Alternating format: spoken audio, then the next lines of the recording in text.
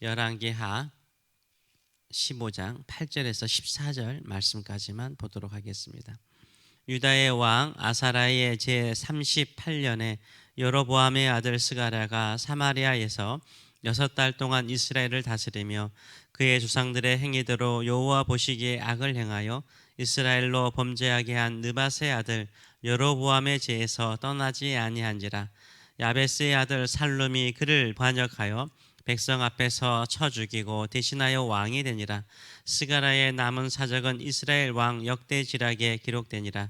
여호와께서 예후에게 말씀하여 이르시기를 내 자손이 4대 동안 이스라엘 왕위에 있으리라 하신 그 말씀대로 과연 그렇게 되니라. 유다 왕 우시야 제 39년에 야베스의 아들 살룸이 사마리에서 왕이 되어 한 달 동안 다스리니라. 가드의 아들 무나엠이 딜사에서부터 사마리아로 올라와서 야베스의 아들 살룸을 거기에서 쳐 죽이고 대신하여 왕이 되니라. 아멘. 오늘 이 말씀을 가지고 신실한가라는 제목으로 같이 은혜를 나누기로 원합니다. 신앙은 신실함에 달려 있는 것입니다. 우리가 신앙생활하면서 얼마나 하나님께 신실한가, 하나님은 그것을 보십니다. 왜냐하면 하나님께서 신실하신 분이시기 때문인 것입니다. 하나님께 신실한 저와 여러분 되시길 축원합니다. 그 신실함은 어디에 있습니까? 하나님과 나와의 언약에 있습니다. 약속에 있습니다.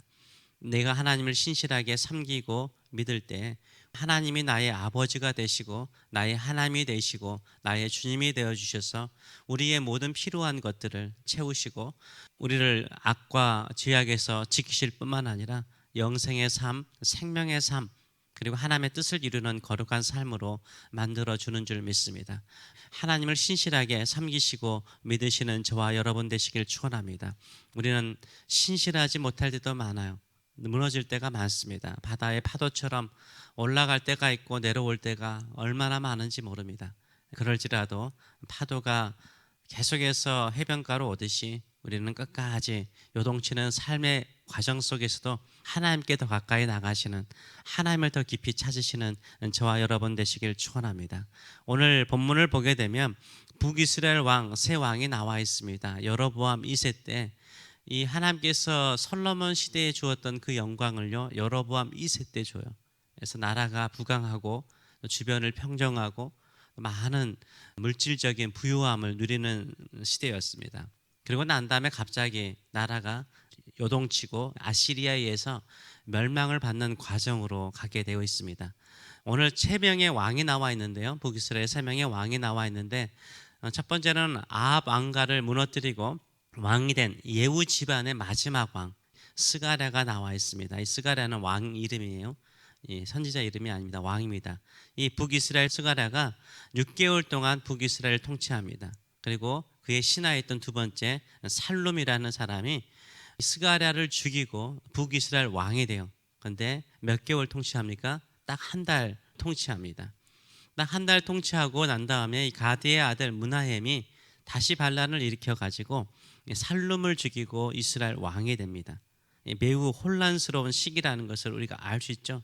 1년 사이에 왕이 3번이나 바뀐 거예요. 거의 이제 나라가 망해가는 거죠. 나중에는 아시리아에 의해서 이 갈릴리 지방에 있었던 사람들이 포로로 끌려가요.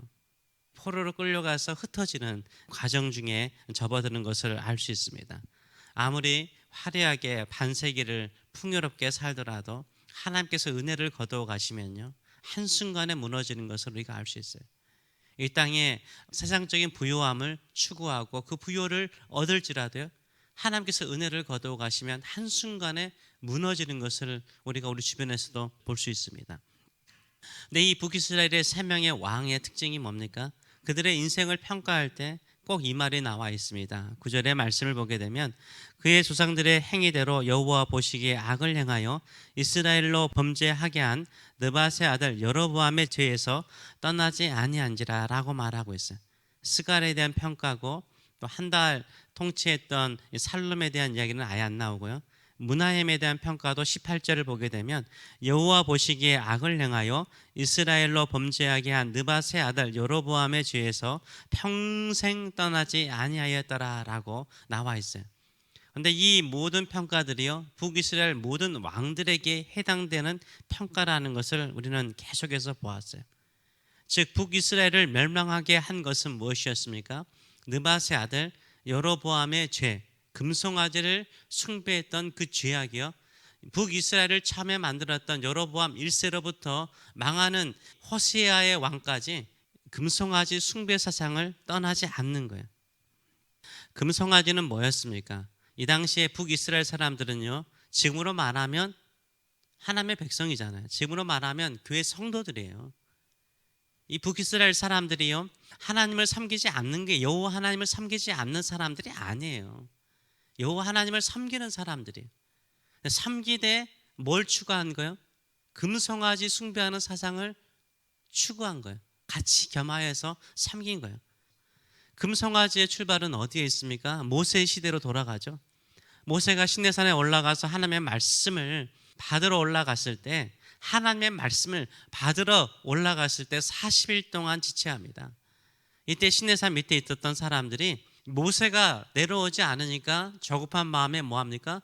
우리를 위해서 신을 만들어 달라고 그래요. 이때 모세의 형이었던 아론이요, 신을 만든다고 만든 게 뭡니까? 금으로 금송아지를 만들죠. 금송아지를 보면서 자신들을 애굽에서 인도한 자신의 신이라고 자신들끼리 즐거워하고 기뻐해버려요. 소위 말해서 금송아지는 뭐예요? 자기들이 좋아하는 신을 만든 거고, 금이라는 것을 통해서 그들은 부요와 풍요면 족하다는 마음을 갖는 거죠. 교회를 다니면서요, 신앙생활 하면서요, 예수 그리스도의 보혈의 은총을 누리고요, 부활의 능력으로서 치료를 받거나 은혜를 입었음에도 불구하고 우리의 마음속에는 늘 도사리고 있는 죄악이 있다면 그것은 뭡니까? 금송아지를 숭배하는 생각이에요. 풍요와 부요와 형통이 있다면 하나님도 섬기고 우상도 섬길 수 있고 세상을 섬겨 따라갈 수 있는 게 우리의 마음의 죄악이 될 수 있는 거죠. 신앙생활 하면서 그래도 하나님께 은혜를 입을 수 있는 것은 예수 그리스도의 보혈로 우리가 은혜를 입는 거지, 우리 안에 끊임없이 금송아지는 떠나지 않아요. 죄악이 떠나지 않는 것처럼 금송아지를 숭배하고자 하는 마음은 떠나지 않아요.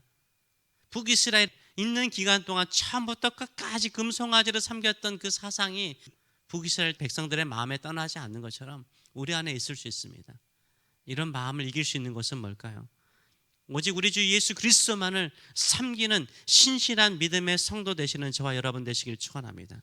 그래서 대조적으로 나오는 거죠. 오늘 본문에도 보게 되면 그래도 하나님은 신실하셨다는 거예요. 하나님은 하신 약속을 반드시 지키시는 신실하신 하나님이라고 말씀하고 있어요.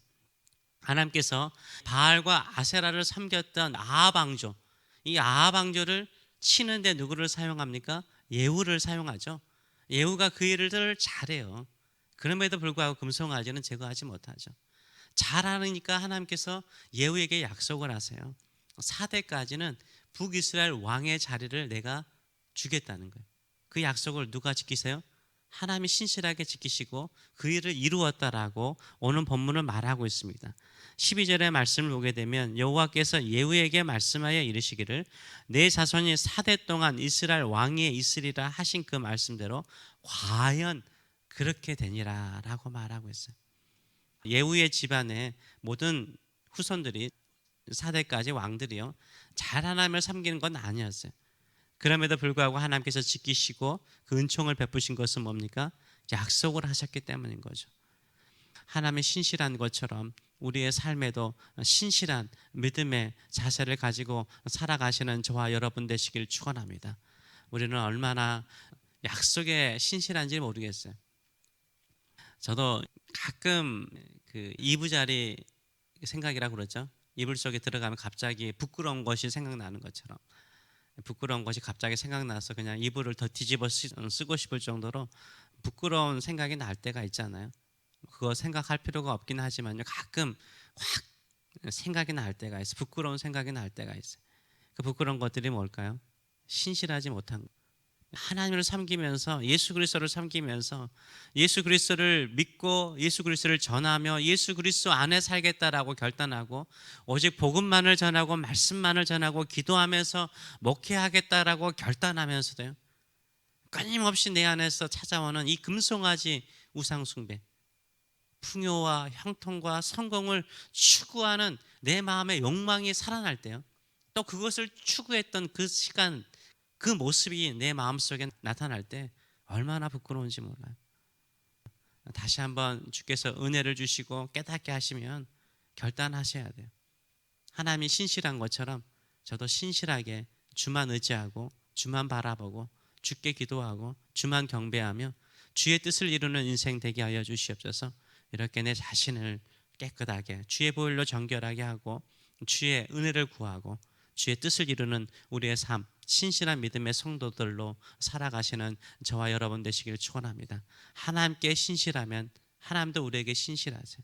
우리를 모든 악과 죄에서 지키실 뿐만 아니라 하나님의 뜻을 이루는 거룩한 인생으로 만들어 주실 줄 믿습니다. 이런 믿음을 가지고 주 앞에 부끄럽지 않도록 우리가 신실하게 주만 의지하며 살아가시는 저와 여러분 되시길 축원합니다. 기도하겠습니다. 하나님께서는 약속하신 바를 반드시 지키십니다. 우리를 하나님의 자녀로 삼겠다라고 약속하신 그 말씀은 영원토록 변함이 없는 줄 믿습니다. 그러나 우리는 하나님께 신실하지 못할 때가 많습니다. 하나님을 섬기고 예수 그리스도의 십자가의 은혜를 경험하고 그 부활의 은총으로 영생을 얻은 자가 되었지만 그래도 금송아지가 내 눈앞에 보이는 그 순간 그것을 따라가고자 하는 우리의 욕망, 우리의 죄성이 있사오니 우리의 이 허물들을 용서하여 주시고 끝까지 주만 바라보고 주만 섬기겠습니다. 우리 주 예수 그리스도의 십자가를 의지하여 하나님 아버지만을 섬기겠습니다. 결단하고 또 결단하며 주만 바라보는 주의 백성들 되게 하여 주시옵소서. 감사드리며 예수님의 이름으로 기도합나이다. 아멘.